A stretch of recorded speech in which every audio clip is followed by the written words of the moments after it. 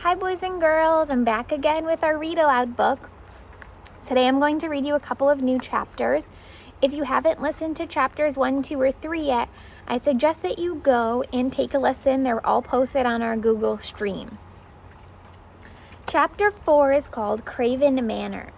The grounds were magnificent, but an air of neglect hung over everything. Hedges where untrimmed dandelions grew in the gravel of the broad drive.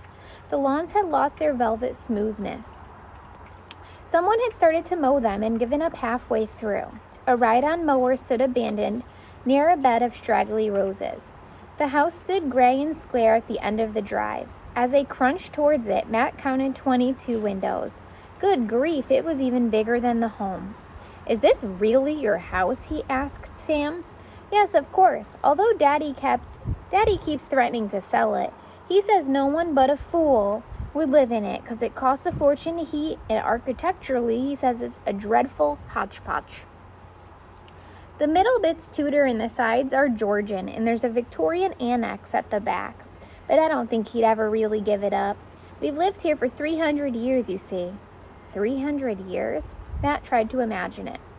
They turned into a yard at the rear of the house, and Sam stabled the horse, rubbed him down, and gave him water. "Come on, let's get lunch." She was running towards the house. "Wait," Matt called. He looked back at the huge gates in the high walls that surrounded the house. "Look, I don't like this. Are you sure it's okay for me to be here?" "Sure, I'm sure." Matt wished he had her confidence. After this pale brilliance of outdoors, the entrance hall was a dim cave. Only gradually did Matt become aware of the carved staircase and polished oak floor, the darkly timbered walls, and the huge gilt-framed portraits that hung row above row. Sunshine struggled through leaded windows and glimmered here and there on pale, narrow faces with painted eyes that followed him wherever he moved. "Do you like it?" "Spooky. I mean, all those people staring at you, and so dark. It must be really scary at night." She was affronted. "It's not scary at all, and they're not just people, they're my relatives' pictures. That's my great-great-grandfather, George Ferris Cooper." She pointed to a black-garbed gentleman with a forbidding, square-bearded face. "And that's his great-great-grandfather, Simon Ferris Cooper," she added, indicating another in pale gray satin and lace. "And that's Alice Sarah Cooper, my great-grandmother, and that's her sister, Adelaide, and that's my uncle." "Oh, all right, you don't have to go on and on." Matt felt a wave of irritation wash over him. "Well, of course, if you're not interested." "No, I'm not." She gave him a patronizing look that contained a touch of cruelty. "I suppose I shouldn't expect someone from a home to appreciate background. After all, if you hadn't had a proper family yourself, you can't have any idea what it's like to have ancestors stretching back hundreds of years. Everybody has ancestors, and mine stretch back as far as yours. Anyway, they're all dead now, so what does it matter? And everybody has a family. My mother's dead, but I've still got a home," said Matt. "So why are you in a home?" "He's looking for a better job, and he's going to buy a house by the sea. We're going to live there, just the two of us." Matt's voice trailed away. "I'm doing just what the other kids do," he told himself. "Make-believe, all make-believe." She stared at him for a moment. Then she turned and led the way across the hall to a narrow door. "Come on, I'm starving."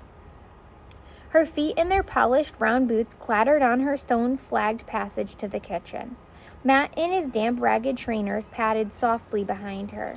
He wished he could have cleaned himself up before meeting anyone else. The kitchen, almost as large as the hall, was lighter and brighter. A fire burned in the inglenook fireplace, and copper pans and flowered china decorated the open shelves that rose above pine cupboards. It was a welcoming room, but ash from the fire spilled forward on the heath, leaving a white bloom over every surface. The brass fender was tarnished, and the modern stainless steel cooker that stood next to the old black range was spotted with grease. Used crockery was stacked carelessly in the sink. At a table in the center of the room, a woman lounged behind an open newspaper. Somehow, Matt thought, she looked out of place in the old-fashioned country kitchen. That tight, low-cut dress, scarlet with white spots, the makeup, glistening red lips, and turquoise eyeshadow, and the strappy shoes with heels that were at least 6 inches high. She looked more like Tracy, one of the helpers at the home, when she was dressed to go out. Irene, we want lunch. We? Who's we? The newspaper was lowered. The woman stared at Matt, eyes narrowed. Who's your friend? Just a friend, said Sam, from my school. Do they know he's here? Irene jerked elaborate blonde curls at the ceiling. Not yet. They won't like it. Sam glared at Irene. Who cares? More and more uneasy, Matt backed towards the door. Perhaps I'd better not stay, he said. You're staying, Sam ordered. Come on, Irene, we want lunch. Irene yawned and turned the page of her paper. I'm not making lunch yet. It's only 11:30. If you don't, said Sam, I'll tell her about the money you pinched from her handbag. She parked herself on the end of the table and began to hum a little tune. And she won't like that. Well, well, proper little madam, aren't you? Irene smiled, a small, cold smile, but she put the paper aside and rose to fill the kettle.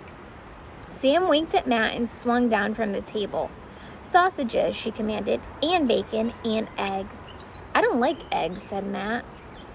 Bacon and eggs, she continued as if he had not spoken. And ice cream and coffee. Was it worth mentioning that he would have rather had a tea or a Coke, he wondered? No. And we'll have it in the conservatory, ended Sam triumphantly. Matt had never seen anything like it. It rose 2 stories high to a domed stained glass roof, below which tropical plants twined, twisted or hung like ropes from creeper-covered beams. They grew so rapidly that little light penetrated the glass walls, but an occasional shaft of sunlight pierced the domed roof to cast jewel-colored shadows on the jungle below. Somewhere there was a faint tinkle of water. The air was humid. Matt wiped his brow. Well, asked Sam. It's very nice. Very nice, exploded Sam. Do you know people have come from far and wide to see this conservatory? There are plants here from all over Africa and South Africa. There are plants that even Kew Gardens haven't got. My father's collection is one of the best in the world. Very nice, she repeated scornfully. Matt pulled his t-shirt away from his chest. He guessed the temperature must be about 40 degrees. Surely people don't eat in here. Don't you think it's a bit hot? No, I think it's just right. Anyway, the plants need it. Well, I don't know much about plants. Obviously not. Here, come look at this one. She led him to a tall plant that sported pairs of tooth-edge protuberances like open mouths on the end of its leaves. Now watch. She picked up a dead fly from the corner of the window frame and dropped it carefully onto one of the mouths. Instantly, the jaws snapped together on the fly. There! I bet you've never seen a carnivorous plant before. Would you like to feed it? No, thanks.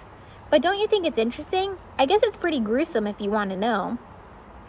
She gave a contemptuous snort. The trouble with you is that you've got no education. You can't appreciate anything that's different. And the trouble with you is that you think that anyone that disagrees with you is stupid. They were arguing again, unaware that Irene had entered and was regarding them with cool amusement. She carried a heavy tray towards a curly-legged iron table and set it down with a loud crash, slopping coffee all over the tops of the cups. She raised a penciled eyebrow at Sam. I hope there's no complaints. Sam stared at her coolly. I'll soon let you know if there are. When Irene had gone, Matt stared at the plates of fried food. His appetite was gone. It must be the heat, he decided, and that business with the plant. He poked his fork half-heartedly into the egg and watched Samantha. Her pointed nose wiggled as she ate, like a rabbit. He thought of his friend Steve's rabbit, Snowy. It was an Angora, soft and gentle. Steve didn't live at the home, of course. At the home, they didn't have rabbits. What are you thinking about? Rabbits? I had a rabbit. I called him Flimmo. Why? She snorted, spraying the table with coffee. Because he kept the grass down. Oh, very comical. Where is he now? She picked up her knife and fork and began to saw at the bacon. He went away. Pet rabbits don't just go away, not unless you let them out.